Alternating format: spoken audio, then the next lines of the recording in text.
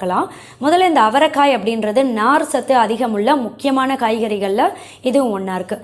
எந்த அளவுக்கு நார் சத்து இதில் இருக்குதுன்னு கேட்டிங்கன்னா, மதிய உணவில் ஒரே ஒரு கப் அளவு அவரைக்காய், சமைத்த அவரைக்காய், பெரிய கப்பு கூட இல்லை, நார்மல் மீடியம் சைஸ் அளவு கப்பில் நீங்கள் எடுத்துக்கிட்டிங்கன்னா அந்த ஒரு நாளுக்கு தேவையான 36% நார் சத்து இந்த அவரைக்காய் மூலமாக உங்கள் உடலுக்கு போய் சேரும். இந்த நார் சத்து அப்படின்றது நமக்கு எந்த அளவுக்கு முக்கியம்னு கேட்டிங்கன்னா, மலச்சிக்கல் பிரச்சனை ஏற்படாமல் தடுக்கிறதுக்கு கண்டிப்பாக தினமும் போதுமான அளவு நார் சத்து நம்ம சாப்பிட வேண்டியது ரொம்ப ரொம்ப முக்கியமான விஷயம். அதே மாதிரி செரிமானம் சம்மந்தப்பட்ட எந்த ஒரு பிரச்சனையும் ஏற்படாமல் தடுத்து செரிமான திறனையை அதிகமாக்கக்கூடிய தன்மை நார் சத்தில் அதிக அளவில் இருக்குது. அதோட மட்டும் இல்லை, உடல் எடை எப்போவுமே ஆரோக்கியமான முறையில் பராமரிக்கணும் அப்படின்னா நார் சத்து ரொம்ப ரொம்ப முக்கியமான ஒரு ஊட்டச்சத்து.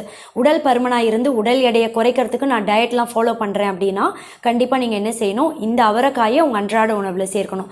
அட்லீஸ்ட் ஒரு வாரத்துக்கு ஒரு தடவையாவது. அவரைக்காய் அப்படின்றது இதில் இருக்கக்கூடிய